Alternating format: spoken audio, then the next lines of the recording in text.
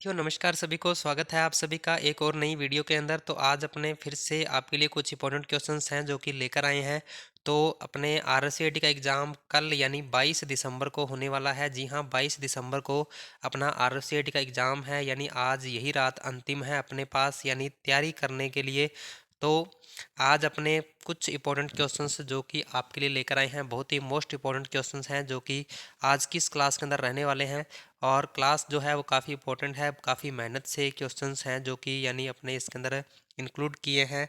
और यानी जो क्वेश्चंस हैं काफ़ी इंपॉर्टेंट है, क्योंकि एग्जाम में काफ़ी बार ये क्वेश्चंस रिपीट होते रहते हैं, तो उन्हीं क्वेश्चंस को शामिल किया गया है। तो क्लास को एक बार ज़्यादा से ज़्यादा शेयर कर दीजिए।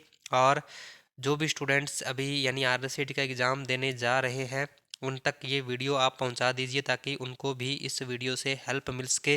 तो अभी आज की इस क्लास के अंदर अपने 35 एमसीक्यूज़ के बारे में डिस्कस करने वाले हैं। तो 35 में से आपका स्कोर क्या रहता है, ये आपने यानी क्लास ख़त्म होने के बाद आपने कमेंट में ज़रूर से बताना है। तो अभी अपने आज की इस क्लास को शुरू करते हैं। तो आज का जो अपना फर्स्ट क्वेश्चन रहने वाला है, MOOC यानी मूक का फुल फॉर्म है, यानी MOOC की फुल फॉर्म आपको बतानी है क्या है।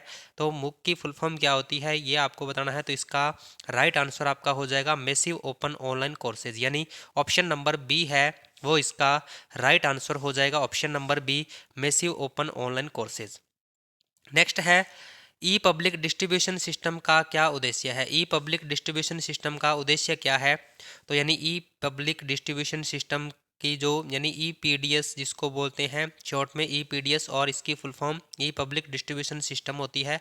तो ये भी काफ़ी बार एग्जाम में पूछी जाती है। तो ई पब्लिक डिस्ट्रीब्यूशन सिस्टम का क्या उद्देश्य है। तो इसका जो उद्देश्य है वो है कम रेट में गरीबों को अनाज उपलब्ध करवाना, यानी ऑप्शन नंबर ए है वो इसका राइट आंसर हो जाएगा। Option number A, come rate में गरीबों को अनाज उपलब्ध कराना। नेक्स्ट है, प्रशासनिक सुधार विभाग किससे संबंधित है। प्रशासनिक सुधार विभाग जो है वो किससे संबंधित है। ओडीएफ से है, आरटीआई से है, एसआरडीएफ से है, या उपरोक्त में से कोई नहीं है। तो प्रशासनिक सुधार विभाग किससे संबंधित है, तो इसका राइट आंसर आपका हो जाएगा आरटीआई। आरटीआई है तो इसका राइट आंसर हो जाएगा option number B. Option number B है वो इसका राइट आंसर हो जाएगा। और क्लास में आगे बढ़ने से पहले से क्लास को एक बार शेयर कर दीजिए ज़्यादा से ज़्यादा, और यानी सभी स्टूडेंट्स तक ये वीडियो पहुंचा दीजिए जो कल एग्ज़ाम देने वाले हैं। हाँ जी, तो अभी इसका राइट आंसर हो जाएगा ऑप्शन नंबर बी।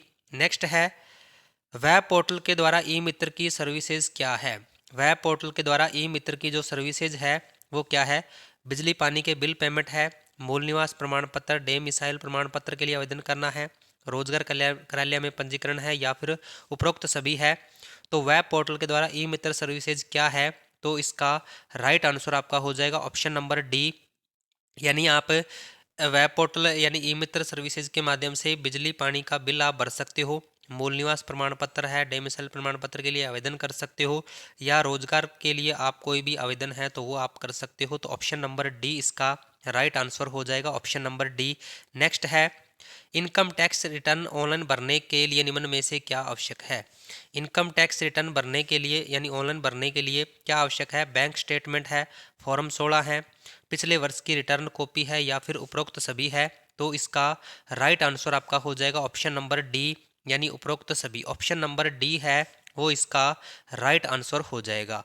नेक्स्ट है, आईआरसीटीसी का फुल फॉर्म है। आईआरसीटीसी का फुल फॉर्म क्या है, तो ये आपको बताना है। आईआरसीटीसी की फुल फॉर्म क्या है, जल्दी से जल्दी कमेंट कीजिए।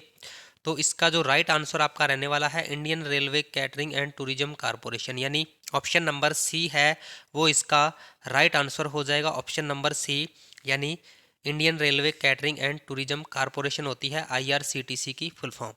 नेक्स्ट है, निम्न में से कौन मोबाइल ऑपरेटिंग सिस्टम नहीं है। निम्न में से कौन सा मोबाइल ऑपरेटिंग सिस्टम नहीं है। डोस नहीं है, एंड्रॉयड नहीं है, एप्पल आईओएस नहीं है, या उपरोक्त में से कोई नहीं। तो इसका आंसर क्या हो जाएगा, डोस या एम एस डोस।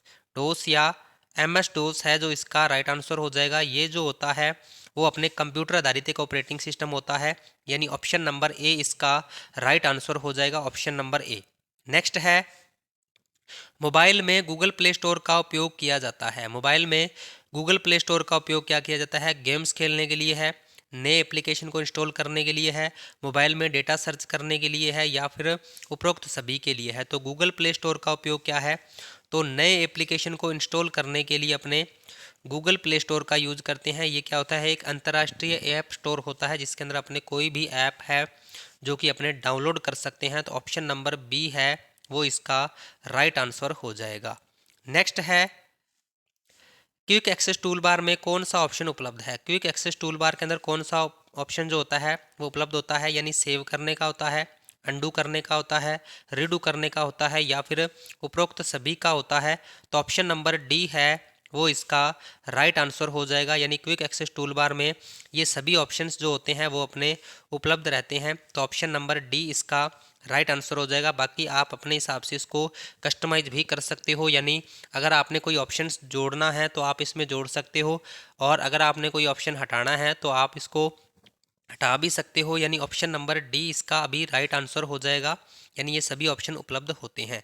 नेक्स्ट है, फाइल का नाम अधिकतम कितने करैक्टर का हो सकता है। यानी अपने कोई फाइल कंप्यूटर के अंदर सेव करते हैं तो उस फाइल का जो नाम है वो अधिकतम कितने करैक्टर्स का हो सकता है। 256 का हो सकता है, 156 का हो सकता है, 356 का हो सकता है, या फिर 1024 का हो सकता है। तो फाइल का जो नाम है वो अधिकतम 256 करैक्टर्स का हो सकता है, यानी ऑप्शन नंबर ए है वो इसका राइट आंसर हो जाएगा। Option number A 256 characters. Next है, एमएस वर्ड के क्लिपबोर्ड में कंट्रोल प्लस एक्स का उपयोग होता है। एमएस वर्ड के क्लिपबोर्ड में कंट्रोल प्लस एक्स का क्या उपयोग होता है। तो ऑप्शन नंबर ए है चुने हुए टेक्स्ट को कॉपी करने में, बी नंबर ऑप्शन है चुने हुए टेक्स्ट को कट करने में, सी नंबर ऑप्शन चुने गए टेक्स्ट को पेस्ट करने में, या उपरोक्त में से कोई नहीं है। तो यानी कंट्रोल प्लस एक्स से क्या होता है, चुने हुए टेक्स्ट को कट करने में, यानी ऑप्शन नंबर बी है वो इसका राइट आंसर हो जाएगा, ऑप्शन नंबर बी। नेक्स्ट है, हाइपरलिंक के पार्ट्स हैं। हाइपरलिंक के पार्ट्स क्या हैं, तो हाइपरलिंक के पार्ट्स आपको बताने हैं कि वेब पेज के एड्रेस हैं, ईमेल के एड्रेस हैं, कोई दूसरा लिंक टेक्स्ट या इमेज है, या फिर उपरोक्त सभी है। तो इसका राइट आंसर आपका हो जाएगा ऑप्शन नंबर डी, यानी उपरोक्त सभी। उपरोक्त सभी इसका राइट आंसर है वो हो जाएगा। नेक्स्ट है, एक्सेल की वर्कशीट में कुल रो एवं कॉलम होते हैं। एक्सेल की वर्कशीट में कुल रो एवं कॉलम कितने होते हैं। तो कुल रो की अगर अपने बात करें तो 10,48,575, और कुल कॉलम की अगर अपने बात करें तो 16,384 होते हैं, यानी ऑप्शन नंबर ए इसका राइट आंसर हो जाएगा। ऑप्शन नंबर ए 10,48,575 और 16,384। नेक्स्ट है, माइक्रोसॉफ्ट एक्सेल के एक सेल में रख सकते हैं। माइक्रोसॉफ्ट एक्सेल के एक सेल में अपने क्या रख सकते हैं, नंबर रख सकते हैं, टेक्स्ट रख सकते हैं, फॉर्मूला रख सकते हैं, या फिर उपरोक्त सभी रख सकते हैं। तो इसका राइट आंसर आपका हो जाएगा ऑप्शन नंबर डी, यानी अपने एक्सेल के एक सेल में नंबर भी रख सकते हैं, टेक्स्ट भी रख सकते हैं, फॉर्मूला भी रख सकते हैं, और ऑप्शन नंबर डी इसका राइट आंसर हो जाएगा, ऑप्शन नंबर डी। नेक्स्ट है, एमएस एक्सेल में सेल के कंटेंट की फॉर्मेटिंग के लिए कौन सा ऑप्शन उपयोग में लाया जाता है। एमएस एक्सेल में सेल के कंटेंट की फॉर्मेटिंग के लिए कौन सा ऑप्शन उपयोग में लिया जा सकता है या लाया जाता है। तो क्लिपबोर्ड ग्रुप है, फॉन्ट ग्रुप है, अलाइनमेंट ग्रुप है, या फिर उपरोक्त सभी है। तो इसका राइट आंसर आपका हो जाएगा ऑप्शन नंबर डी, यानी आप फॉर्मेटिंग के लिए इन सभी ऑप्शंस का यूज कर सकते हो। तो ऑप्शन नंबर डी इसका राइट आंसर है वो हो जाएगा, ऑप्शन नंबर डी। नेक्स्ट है, एमएस एक्सेल में कौन सा चार्ट नहीं बना सकते। एमएस एक्सेल में कौन सा चार्ट है जो नहीं बना सकते। 7D है, पाई है, एरिया है, या फिर स्टॉक है। तो एमएस एक्सेल में कौन सा चार्ट नहीं बना सकते, तो 7D को नहीं बना सकते, यानी ऑप्शन नंबर ए इसका राइट आंसर है वो हो जाएगा, ऑप्शन नंबर ए। नेक्स्ट है, पावर पॉइंट 2010 में फाइल मेन्यू को भी यह भी कहते हैं, यानी फाइल मेन्यू को और किस नाम से जाना जाता है, क्या कहा जाता है। तो ये आपको बताना है, लेफ्ट स्टेज व्यू है, बैक स्टेज व्यू है, फ्रंट स्टेज व्यू है, या फिर राइट स्टेज व्यू है। तो पावर पॉइंट 2010 में फाइल मेन्यू को क्या कहा जाता है, बैक स्टेज व्यू भी कहा जाता है, यानी ऑप्शन नंबर बी है वो इसका राइट आंसर हो जाएगा, ऑप्शन नंबर बी। नेक्स्ट है, निम्न में से कौन साइबर थ्रेट का एक प्रकार नहीं है। कौन सा साइबर थ्रेट का एक प्रकार नहीं है, हंटिंग है, फिशिंग है, स्पाई है, या फिर हैकिंग है। तो इसका राइट आंसर आपका हो जाएगा ऑप्शन नंबर सी, यानी स्पाई। स्पाई जो है वो किसी भी प्रकार का साइबर थ्रेट नहीं है, बाकी हंटिंग, फिशिंग और हैकिंग जो है वो सभी के सभी साइबर थ्रेट के प्रकार हैं, यानी ऑप्शन नंबर सी इसका राइट आंसर हो जाएगा। नेक्स्ट है, आईटी कानून के अनुसार निम्न में से कौन सी धारा अश्लील सामग्री के प्रकाशन को रोकती है? यानी आपको अगर अश्लील सामग्री के प्रकाशन को रोकने के लिए कौन सी धारा लागू होती है ये बताना है। तो इसका आंसर जल्दी से जल्दी कमेंट कीजिए और क्लास को ज़्यादा से ज़्यादा एक बार शेयर कर दीजिए अपने दोस्तों के साथ में। हाँ जी, तो इसका आंसर आपने बताना है सेक्शन 65 है, सेक्शन 67 है, 66 है या फिर 43 है। तो इसका राइट आंसर आपका हो जाएगा सेक्शन 67, यानी ऑप्शन नंबर बी है वो इसका राइट आंसर हो जाएगा, ऑप्शन नंबर बी। नेक्स्ट है एमएस आउटलुक 2010 में मुख्यतः निम्न होता है। एमएस आउटलुक 2010 में मुख्यतः यानी निम्न क्या होता है? कैलेंडर होता है, टास्क मैनेजर होता है, कंटेंट मैनेजर होता है या फिर उपरोक्त सभी होता है। तो यानी एमएस आउटलुक 2010 में ये सभी होते हैं, उपरोक्त सभी इसका राइट आंसर है वो हो जाएगा ऑप्शन नंबर डी, उपरोक्त सभी। नेक्स्ट है ईमेल को लिखने के लिए किस शॉर्टकट की का उपयोग किया जा सकता है? ईमेल को लिखने के लिए किस शॉर्टकट की का उपयोग किया जा सकता है?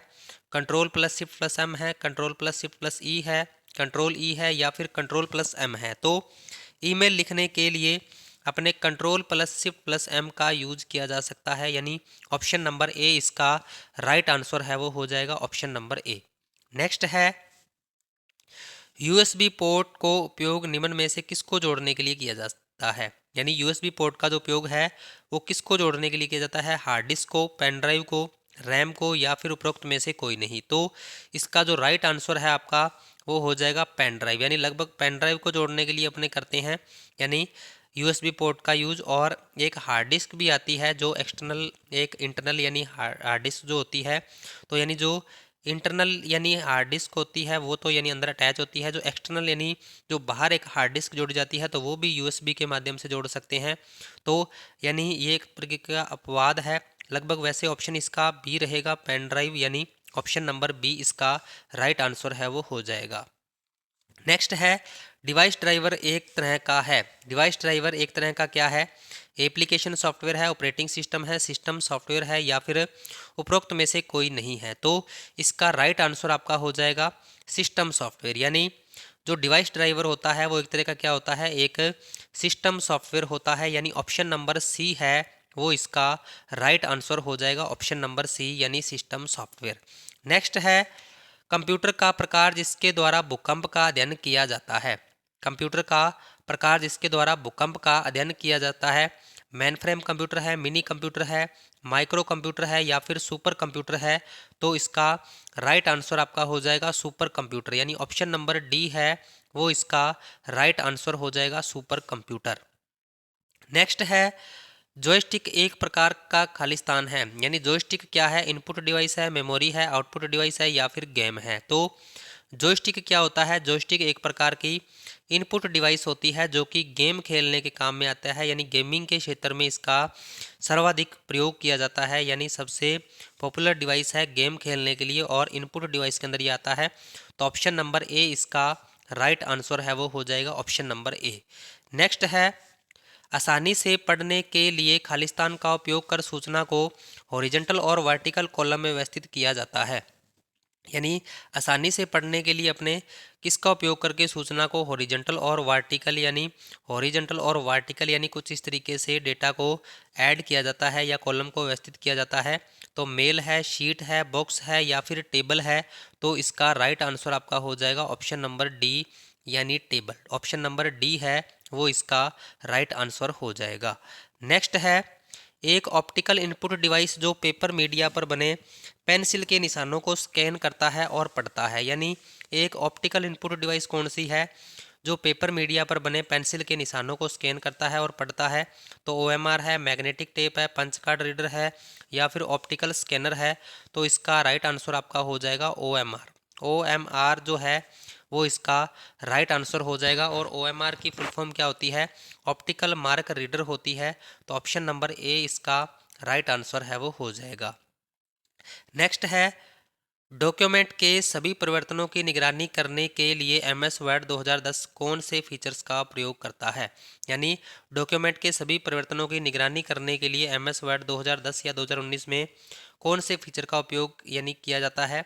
तो एडिट डॉक्यूमेंट्स है, मॉनिटर चेंज है, या फिर ट्रैक चेंज है, या फिर लेट्स प्ले है। तो इसका राइट आंसर आपका हो जाएगा ट्रैक चेंजेस। यानी ट्रैक चेंजेस जो है वो इसका राइट आंसर हो जाएगा। यानी अपने डॉक्यूमेंट के अंदर अगर कोई सेव करने के बाद अगर अपने कोई फॉर्मेटिंग करते हैं तो उसको हाईलाइट करने का ये काम करता है, यानी एक तरीके से डॉक्यूमेंट के ऊपर निगरानी रखता है। तो ऑप्शन नंबर सी इसका राइट आंसर हो जाएगा।